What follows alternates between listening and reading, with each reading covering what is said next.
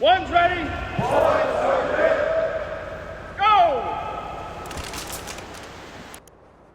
Hey everybody, welcome back to the One's Ready podcast. You're in the team. It's just me today, hanging out with you, and it's one of those things where, people are busy, people have lives, and all that kind of stuff. So Aaron and Trent aren't able to actually make this one. But before we hop into that, would love for you guys to check out some of our partners, especially Modern Athlete Shrink System. If you go over to onesready.com, right-hand side, hit prep, and then scroll down to partner discounts, you'll see all of our partners. And then today, I really want to highlight, went too far, Modern Athlete Strength Systems. So they provide strength and conditioning programs, dietitian stuff, or nutritional stuff, and man, anything that you need to get better, they've got you covered. They also have another program called the 90 Day Unchained or 90 Unchained, and it's 90 days of personal coaching from strength and conditioning, nutrition, finance, like they cover everything, just life kind of stuff. They have that as well. Now, the way this works, if you go to our site, onesready.com, you can click on any of these links and it'll take you there. You've got the Warfighter one, and then you've got the Warfighter Elite. And the Warfighter Elite is just kind of more volume and that kind of stuff. But you do get a discount. So click on the links and then make sure you type in the code One's Ready to get yourself a discount. And it uses the Train Heroic app. It's great people over there. And I can't give too much details, but they are heavily rooted in special operations, especially with the Army. Like there's a lot, this is Army heavy on this one, but still relates to Air Force Special Warfare, BUDS, Ranger School, and anything like that. So definitely go check that out. All right. So kind of what I was alluding to in terms of being solo. We've been doing this since, I think our first episode was November of 2019. So it's been a while. And throughout the years, I think we have done, like, obviously we did, hey, who are we, right? We did that at the very beginning in 2019. But I think maybe 2 years later, we did a follow-up like, hey, here's who we are. But what we've learned throughout the time is that nobody goes back and checks out back catalog stuff. So that's why we kind of said, hey, we should probably do introduction episodes again, just to kind of tell everybody who we are. And then since Aaron and Trent aren't able to actually be here right now, I'm going to do it myself, on myself, with the help of Grok. So because I don't like talking about myself, and it makes it even more awkward when Trent and Aaron are here to ask me questions about myself. So this will be a good exercise for me as well. So we're going to start off with, can I share your origin story? What led me to join the Air Force at 17, and why did I initially join to be a pararescueman? So I have, like, neither one of my parents are military, but my grandfather was military, my uncle was military, my older cousin was military. So grandfather was in the Navy, uncle and older cousin were in the Marines, and then my grandfather on my dad's side was in the Army in Vietnam. So my grandfather was in the Korean War, and then my grandfather on my dad's side was in the Vietnam War. And so that's kind of the military heritage that I come from. And then subsequently, like, my younger cousin and then my younger brother joined and that kind of stuff. But I had never actually wanted to necessarily do the military. I was born and raised and shaped by movies like Die Hard, Lethal Weapon, the whole Lethal Weapon series, the whole Die Hard series. I always enjoyed action movies and shooting and high stress situations and being the hero, right? Like that's kind of, and I needed that self-validation, I guess, and that's actually never kind of gone away. But so I always wanted to be in that kind of high stakes thing, be the one person that people called on and that kind of stuff. So that's what I want to do. I even did some junior ROTC stuff as well for like 3 days during high school, where I realized like, hmm. And I started late too. I think I started in my junior year, so I had sophomores, juniors, and seniors who were essentially my peers yelling at me and treating me like crap. So I was like, you know what? I think I'm good doing this for my peers. So at that point, I quit doing JRTC, and everybody was like, okay, well, check the military off. He'll never go into the military. Um, and then I heard about pararescue. And I don't remember how I heard about pararescue. I just, I think they had some documentaries or like a little docuseries on, ABC, NBC, and that kind of stuff, talking about Superman school. And then I can't remember the timeline with it because this is 1999. And, but anyway, I heard about pararescue, went to the recruiter. He knew about pararescue. He was security forces by trade. Master Sergeant Moreland, if I remember right. And all he knew about was pararescue. And at the time, all they had was the trifold pamphlets, which got a lot of people because it had all the gear laid out and all the cool guy stuff. Like, it was awesome, and it got me. And then occasionally somebody would roll out the big tube TV on the cart with the cargo strap on it and show some 2-minute recruitment videos. So that got me right. I was like, dude, I'm in. And then I kind of did due diligence and went to the Navy, went to the Army to see what they would offer, because Navy SEALs, Green Berets, Rangers, and that kind of stuff. But at the time, neither one of them could guarantee that I would get a chance to go to dive and free fall and all that kind of stuff. Now, and that was because that was before the 18 X-ray program for Green Berets, and Rangers are definitely not guaranteed to go to any of those schools.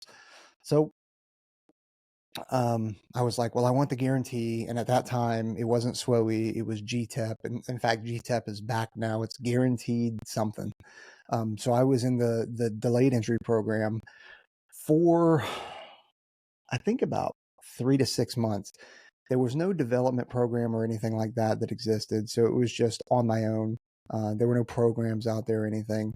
So my parents, fully supporting me on what I wanted to do, hired a personal trainer to help me. And I think I used the personal trainer for about 2 months to where I could get a good base level. And then I stopped doing that to save money, because it's not like we had a whole bunch of money. And, and I just maintained. And I'd always kind of grown up playing soccer, swimming, that kind of stuff. So I had a good foundational, but I had never, and then I joined cross country in last 2 years of high school to, get in running shape and that kind of stuff. So I use all that to help me get ready for the pipeline. So I left for basic in August of '99 at the age of 17, parents' consent, and went through basic training, and then got to what was then NDOC, which is when pararescue and combat control both went at the same time. Combat rescue officers didn't exist then. Special tactics officers did. So we did have those in there as well. But here I am going through going through NDOC to be a pararescueman, and I've got these combat control candidates next to me. We've got combat control instructors, and I'm like, I don't know what these are. And funny enough, nobody did, and combat control recruitment was just in the dumps, because everybody knows pararescuemen, PJs. Like, everybody likes the hero mission. Everybody, like, it's sexy. And so kind of what was going on is they were getting kind of the cadre, combat control cadre, were kind of getting a little pissy about it. Like, all right, we got to do something about this. So they came up and they said, hey, who all knows about combat control? And only the dudes that were there to be combat controllers raise their hand. And that was like 4 people out of 120. So what they did was they said, okay, cool, got those numbers. And we started going through the course. Obviously, attrition rate and numbers are just like people are just quitting by the day.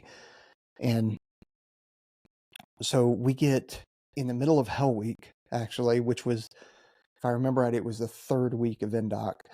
So, they're doing all kinds of stuff. They got to keep us awake and that kind of stuff, especially when we're in between events. So in between events, they put us in the classroom, and we're super tired. And they basically had a combat controller from the special mission unit come in and brief, hey, this is what CCT does. And here's some equipment, here's radios, here's some airfield lighting, here's some lasers, here's, here are the things that I've done. Basically, hey, this is what we are and this is what we do. So at that point, once it concluded, they said, okay, cool. This is your one time that we will process the paperwork because so many of you didn't even know about combat control. This is your one opportunity to swap your AFSC without losing your bonus, without losing your guarantee, without changing your enlistment. You can change your AFSC. And a whole bunch of hands went up to then go to combat control versus pararescue.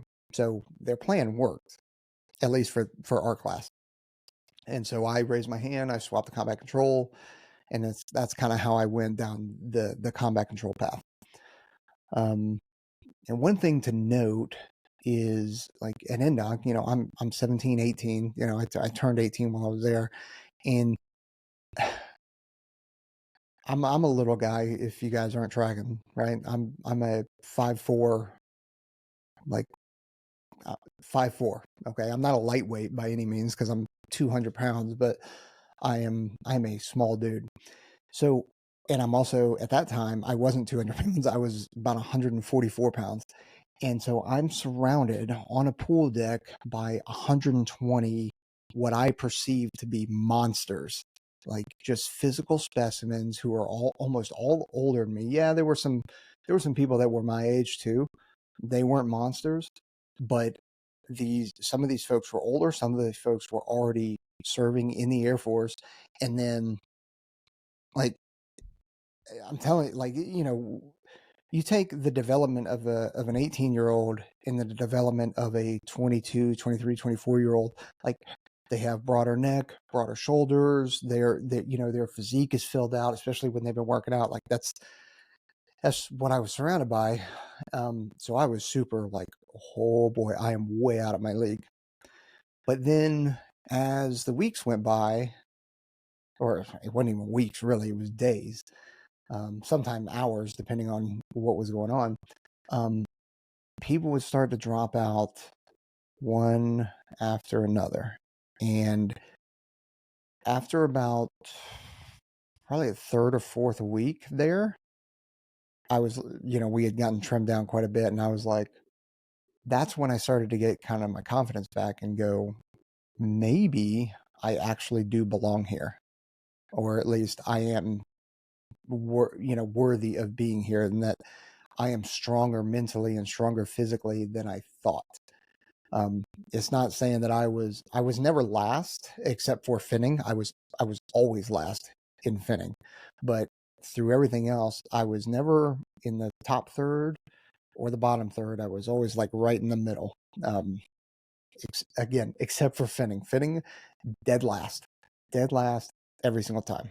So that's kind of my I guess my origin story from what it's called here. I'm not freaking Wolverine, so I don't know what that's about. But okay, well, let's go on to the next question that Grok has provided. What is the pivotal moment when I switched from pararescue to combat control? All right, I already told you guys that. Within 25 years of service and over, I don't need to tell you how many deployments I have. What's one mission or experience that stands out as a defining moment in your career as a combat controller? Oh boy.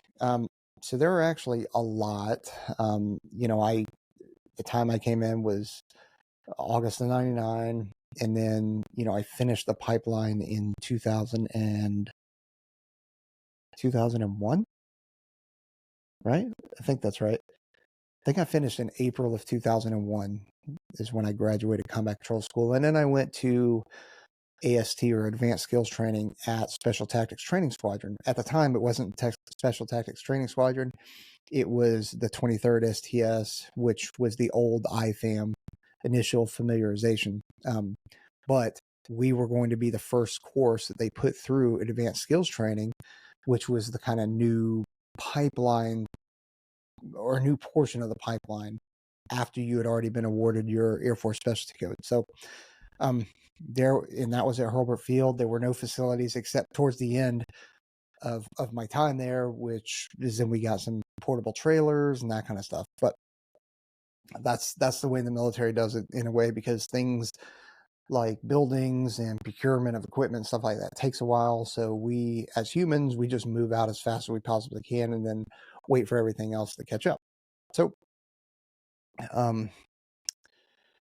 anyway, I don't know. Boy, I really got off on a tangent because the whole question was what is defining moment. So yeah, what I was getting at was, I spent most of my career in GWAT, Global War on Terrorism. So there are a lot of events, a lot of deployments that actually are defining for me, or at least very, very memorable. Yeah, man. That's tough because I don't like talking about myself. I'd say one of the more scarier, probably one of the more scarier moments, other than getting blown up 3 times, was during Operation Anaconda, or not Anaconda, Operation Medusa, which took place in the Panjwai district in Afghanistan, right outside of Kandahar. Was an A-10 Fratricide incident that happened. So basically, there I am with the Canadian soft dudes, and we're on top of a mountain. I think there's 6 of them, and there's one of me up on top of the mountain. We had been spending the night up there, and we're freaking tired, and it's time to come down and recoup, get fresh water, food, take a break. So I had been calling CAS all night, and then so there was on top of the mountain, and then at the base of the mountain there were Stryker vehicles and conventional Canadian conventional Canadian forces. There also happened to be a conventional Canadian JTAC down there as well, who hadn't gotten a chance to control. And so I was like, okay, cool. Well, I got to hike down this mountain anyway, so I'm not going to really target anything, and I'm super tired. So yeah, I handed off control. He had 2 A-10s that were checking on, and I turned off my radio. That was a mistake.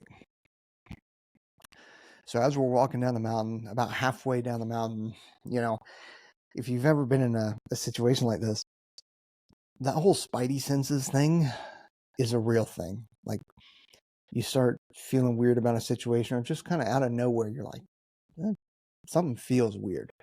So that's what was happening with me. And so I happened to look up, right? Because I'm like, I'm a JTAC, so I pay attention to what's flying around the air. And when I look up, I see an A-10, which looks to be pointed right at us with smoke leaving its barrel, coming in trail from the A-10. The rounds go over our heads and then hit some of the strikers and some of the people. I think there were 34 injured, if I remember right. I think there are 34 injured, but nobody died.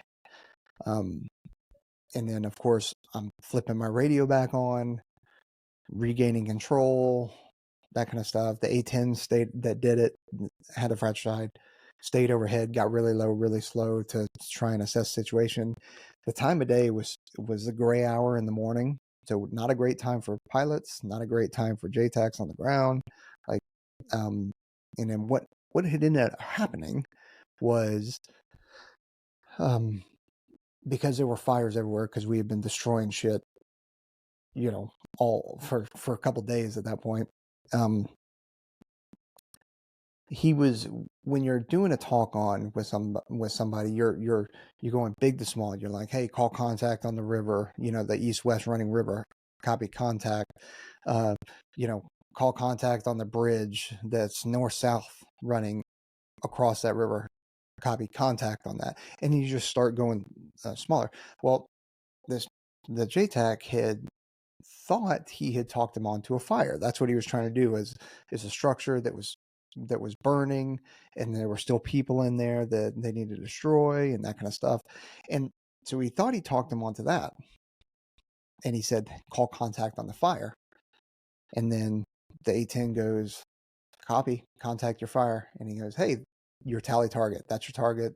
Like, reporting with direction, expect clearance on final, kind of thing. The JTAC on the ground, though, did not know that his buddy on the other side of the striker was starting a fire, and had started a fire because it was cold. And there you go. So the A10 clocked in on that, rolled in with guns, which why they happened to become right over our head and hit the guys down there, because because a bad talk on and a bad 9-line and just lack of situational awareness. So that is probably the like, that is one of the big kind of defining moments, or memorable anyway. Like I said, I have lots of them. Been blown up a couple times, parachute accidents, helicopter crash. So yeah, got quite a bit of it. And but I wouldn't give it up for anything. Like, it was an incredible time, incredible experience. I did some amazing things, got to visit some amazing countries and places, experienced incredible things, meet amazing people, and it helped shape who I am and where I'm at and where I've been. So I love it. All right. Next one. How did your deployments to Afghanistan and Iraq early in your career influence your perspective on leadership and teamwork and special operations? Golly, that's a deep question. I think you realize during that time that you can't do it alone. Not one entity is the one. Even if you're one of the special mission units, they can't do it on their own either, and they should be the first to tell you that. And that's why it's one of the soft truths, right? There's several soft truths. My favorite and the most important one, I think, is humans are more important than hardware. But at the same time, the other one off the top of my head, and I'm going to mess it up, I'm sure, is special operations require non-special operations support. And that is absolutely true. And it's not just special operations and conventional forces, right? It is, even within special operations, we have support structures, support organizations, and then we also have, hey, if the Rangers are going out and they're the ones that are the supported force, and then maybe the aircraft or the Air Force JTAC or somebody like that is then in a supporting ing role for them. So it fluctuates, right? There. So going back to the A10 example of the Fratricide, right? The mission was all over the place in terms of who was supported and who was supporting. But one thing that was pretty wild to me, because the entire time that I was with the Canadians or any ODA or Norwegian SOF or SEAL team or anything like that, they were almost always the supported role. And I was in a kind of supporting role, if you will. Like, yeah, I'm being supported as well because I'm being supported by, aircraft and ISR and all that kind of stuff. But like, them kicking down the door, but is the mission, but it would change too, because on target, it would change, because if we got our HVI or high value target that we're going after, or a high value individual, HVT, HVI, whatever you want to use, then that was fine. But as soon as troops in contact would happen, or as soon as something would fluctuate, then I would become the supported, and then they are supporting. And that's what I really, in 2006 in Operation Medusa with the Canadians, that's when I really, like, it clicked for me, because here I am, so like with 6 snipers that would normally be the mission, they would be the mission, as they looked at me and they're like, hey man, we're here to provide security for you and to help you out. You are the mission. You and your radio and the aircraft that you bring are the mission for this entire thing, because it was just airstrike after airstrike and clearing operations and that kind of stuff. So here I am using close air support to soften and clear so that conventional forces are less likely to get engaged as they're moving forward. And that was kind of a really cool thing for me to go, oh, wow, I guess you're right. That's cool. And no kidding, as we're everywhere we went, they would surround me. And as we're patrolling up the hill, like, and if I needed a break because, I'm carrying radios and stuff like that now, I was able to share batteries and that kind of stuff with them. But still, we weren't, I'm carrying radios and batteries and ammo and water and all that kind of stuff. So that was kind of cool. And that helped me understand that everybody has a role in making sure that the mission is successful. And I've given this in some of the, whenever I go to speak at some places, I've given this kind of analogy or story. But if you don't think that you're important to the mission, think about when one of us is out there and we get a troops in contact. That call goes back to a JOC or a Joint Operations Center. All that communication was set up by comms and computer people. The intel that is provided is from intel people. Then when they call and say, hey, lost those jets are fueled by POL. Those jets are maintained and are working because of maintenance. They are rearmed by munitions and weapons. They take off on a runway that is maintained by airfield maintenance. They are cleared for takeoff and landing through air traffic control and deconflicted so they don't hit other aircraft. Then you have your command and control elements that are sending that aircraft or those aircraft to us out on the ground. Then you also have the pilots that are flying it, and depending on the aircraft, maybe you have crew in the back as well. Think about the ISR that's flying overhead, like all of that to get bombs on bad guys. And we couldn't do any of that on the business end of it without all the support and all the hard work that all of the folks do to make all of that happen. So that's the kind of stuff that I learned through those deployments. So, all right, next, as a senior enlisted leader at the U.S. Air Force Weapons School, which I am not anymore, by the way, I'm retired. As of, when did I retire? 3 months ago? 2 months ago? What is the most important lesson you learned about training for the next generation of warfighters? The problem that we are trying to solve is more difficult and more complicated than we are giving credit to. We typically in exercises, not necessarily in weapons school integration, although we have to do some of it in weapons school integration, but we call what's called white carding. And a white carding means that, okay, say, even though this isn't true, but say we have F-35s, F-22s, F-15s, F-16s, A-10s, B-52s, B-1, like everything, right? And we have command and control packages airborne everywhere. We've got JTACs on the ground, right? And especially in a high-end Pacific fight, we're going to rely on cyber and we're going to rely on space, like very, very heavily. So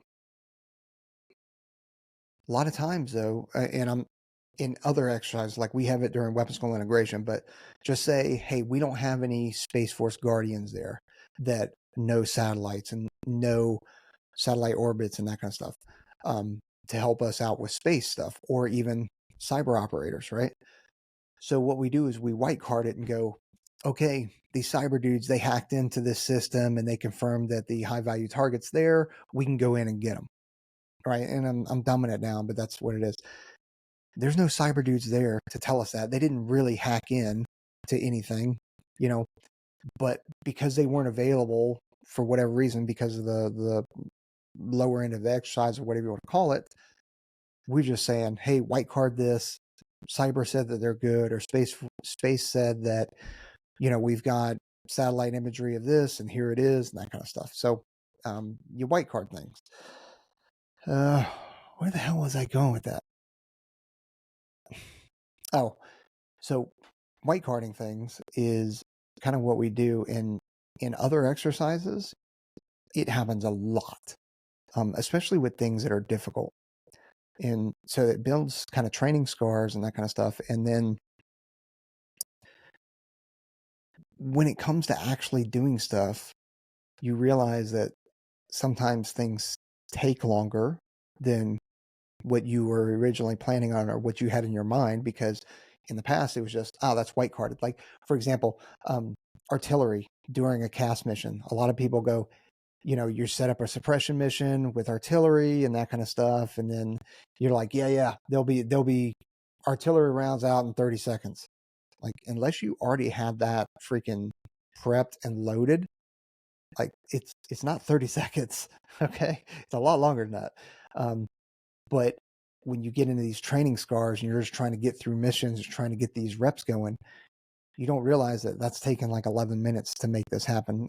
That's a really long time. If you have a good crew, it's a lot quicker than that. But and so those training scars happen, and that's kind of what at the weapons school we tried to alleviate when I was there, because these are the high-end folks that are going to be leading and planning the missions for future fights, especially when we start talking about 6th gen, 5th gen plus, 5th gen, 4 gen, 4 gen plus, all that kind of stuff. So yeah, that's one thing that I learned, but there's a lot every single day. All right, how did the One's Ready podcast come about, and what gap in the Air Force special warfare community were Aaron and Trent and I trying to fill? Well, there is a lot of information out there from people that wanted to provide a service and be really, help out the community, because even when we're retired, even when we're out, we still care about the community. It means a lot to us, which is why we're so passionate about stuff. And so that's kind of the way it is. So people start up YouTube channels, podcasts, or whatever, and they just want to get information out there. The problem is that, and even with us, like, we don't take down old stuff, so when things change, when information gets updated, we don't go back and take down all the old stuff. We just do a new video. Well, the problem is that there was so much stuff on Reddit and Instagram and YouTube that was just old, and nobody was updating anything. So that's kind of the gap in the market that we saw. And that's why we're like, hey, let's start up One's Ready. There were 4 of us in the beginning. Now there's only 3.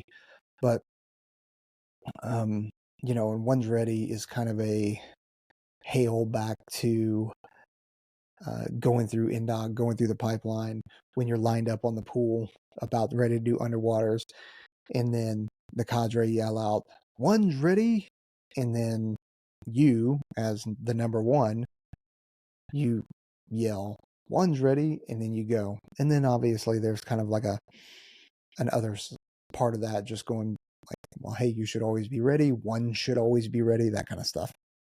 So that's where that came from. Next, what is the significance of the name Peaches, and how has it become part of your identity, both in the military and on the podcast? So Peaches comes from my last name, because it's kind of a play on my last name. Petrus sounds like peaches. It's easier to yell. It seems a little bit demeaning for a man to be called Peaches, but I just embraced it. I accepted it, and I was like, hell yeah, man, I'm Peaches. And now what I've learned is that I just introduce myself as Peaches to everybody, because 1, it usually starts up a conversation, and it's easy to remember. How many people have you met and they go, hey, I'm Jared, and you forget it immediately in 2 seconds? Whereas if I go, hey, I'm Peaches, it's like, oh, okay. And they don't forget. Like, it sticks with people. So that's why I continue to use it and that kind of stuff, because I'm big on networking. All right. You've talked about resilience and mindset on the podcast. What mental strategies have you relied on to navigate the challenges of combat control training and deployments? So I always found deployments pretty easy, other than the fact of leaving your family. That's, never fun for anybody, especially when you got kids. It's not great, but it's definitely doable. And it strengthens the bond that you have with your kids and your spouse. And at the same time, it also strengthens your kids as well. The moving around, the learning to be without you, but then still missing you and then accepting you back into the home and that kind of stuff. So, but mental strategies, and the kind of cop out that people say is, hey man, just don't quit. Well, that's freaking easy to say, because sometimes, like, you got shit going on at home, you got stuff going on in your brain, you got, you're aching physically, you're not recovered, you slept like crap last night, you didn't get a chance to eat or anything like that. So, I don't think that that's great advice. But one of the kind of mental strategies that I did, and I continue to do now, and it sounds so simple and so stupid, but I do believe that it builds like a mental strength, mental resilience, and that is, there's a saying called plan your dive, dive your plan. Meaning, if you plan your dive to go down to 20 feet for 40 minutes, then that's what you do. Now, obviously, emergencies and things can change down there, but you don't in the middle of the water freaking just like for no reason just go, nah, I'm gonna go down to 40 feet now and go for 40 minutes, because maybe your dive table will not allow that. So that's why they do that. But anyway, so equating that to running or doing a workout. If I say that I'm going to go out for a 6-mile run, I need to do a 6-mile run. At 3 miles, having hydrated poorly the day before or the day of, not eaten, super tired, or I'm just like having an off day at mile 3 and I'm going like, dude, the house is right there. I can just stop and just go into the house and I'll be done. And I'll get the rest tomorrow. From what I've learned is that is not a great way, because that shows you an exit strategy. That shows a place where you can depart and just accept, like, yeah, I gave up. I quit. Whereas even if at mile 3, because you're hurting that bad, if you just slow it down, it is more important to complete it for mentally. It is more important for you to complete it than it is to can just stop, and quit, and because you couldn't keep that pace up. Like, screw the pace. I'm finishing what I started. I finish it when I plan to do, and that's what we're doing. So that's my way of doing it. How's your experience as a combat controller working with various special forces units globally inform the advice you give to aspiring aspect war candidates? I mean, I just give you the examples and things that I've learned and experienced throughout the day. And I also try and be transparent as possible with you on it, because I didn't do everything right by any means. And I didn't get things right every day. In fact, most days I got at least something wrong. But I learned from it, and I try not to make the same mistake. Sometimes I did make the same mistake several times, but then I did finally learn eventually. But that's really, and I'd say that that's probably accurate for Aaron and Trent too, but maybe I'm wrong. Maybe I'll leave that to them. All right. What is one piece of advice you'd give to a high school student listening who's considering a career in the Air Force or Air Force Special Warfare?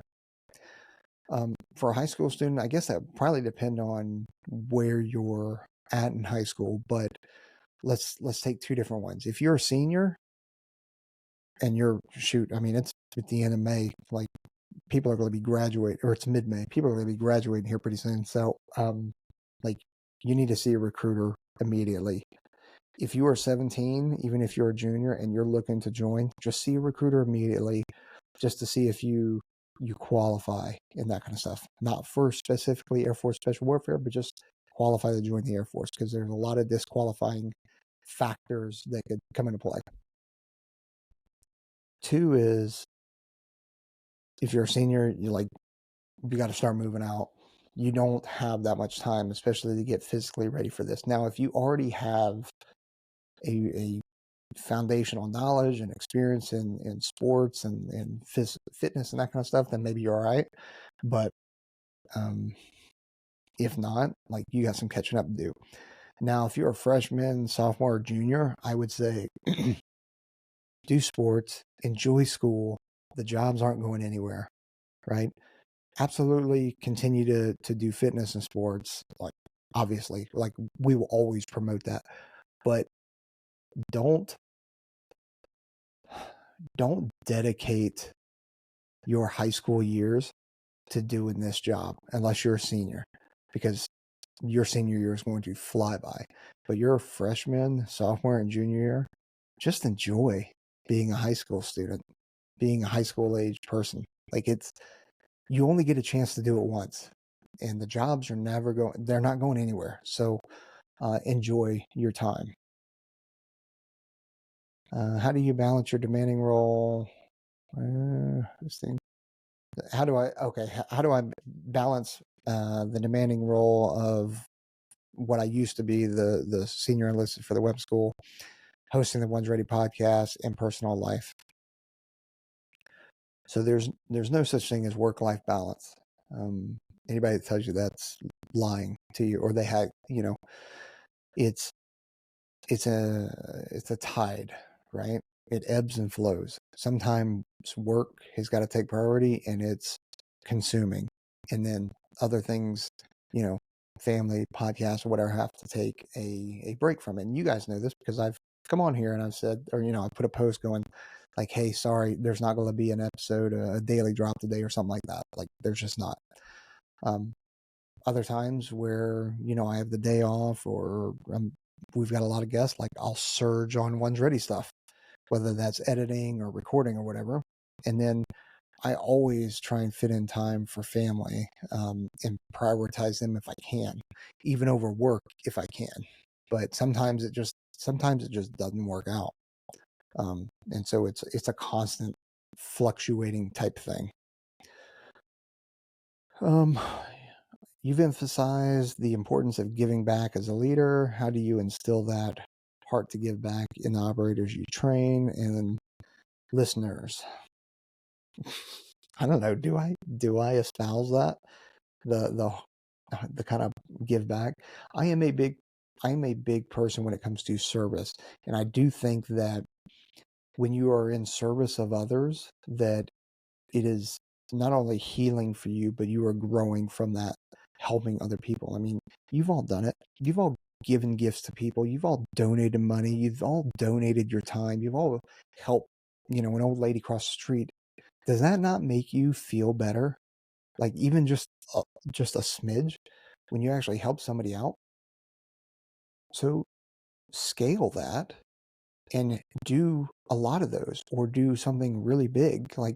That's why there's a difference in when somebody says, and Simon Sinek talks about this, when somebody says, hey, I donated, $1,000 to a charity. Okay, cool. Hey, that's great because they need money, right? Or instead of donating money, I donated my time and I helped paint the building or paint some of the walls that were inside there. That time that is given is more meaningful and more rewarding to not just that organization or the people that you helped out, but also yourself. And I think that we've gotten into a time where everybody are like, well, I need, it's me. I need the help. I need the healing. It's me. It's all about me. I need to make sure I'm good first before I can help other people. And I think that we can help ourselves more if we help other people. And maybe I'm completely full of crap. Legitimately, maybe I am completely full of crap, but I think you'd find that what I'm saying is pretty accurate if you really stop and take a look at it. What's one misconception about combat controllers that you'd like to clear up for new listeners? I'm going to change that. I don't want to say misconception because I don't know what kind of misconceptions are out there. I mean, of course I do. Like, I guess one is people think that the JTAC mission is going away for combat controllers. It's not going away for combat controllers at all, right? We're just reprioritizing other things, and people are still going to get their JTAC qualification. But the funny part is the stereotypes about combat controllers. Flannel wearing, tattooed, Harley riding, and just angry. Like, that seems to be combat controllers for some reason. I don't know why that is. It's kind of like PJs with their slacklining, their hacky sack, their granola eating, straight up hippies, and they're got carabiners everywhere. Like, that's true for pararescuemen too. Combat controllers, they're just flannel wearing, tattooed, Harley driving, angry. I don't know why. Okay, cool. Well, that's all the questions. Hopefully this was beneficial to you guys. I definitely enjoyed it. I can't believe going on for 46 minutes now. Like, that's crazy. I wasn't expecting that. So anyway, don't forget to like, subscribe, hit that notification bell, leave us a review, get some merch. We still have 2 slots, at least as of the recording of this, 2 slots available for the 21-22 June Operator Training Summit in San Diego. We are going to have another one. We're going to try and do one more this summer. I don't know where. It might be like Denver or Colorado Springs or something like that, maybe in August, but nothing set in stone yet or anything like that.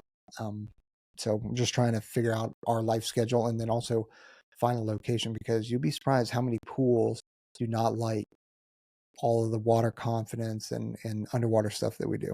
So anyway, thanks for being here. Later.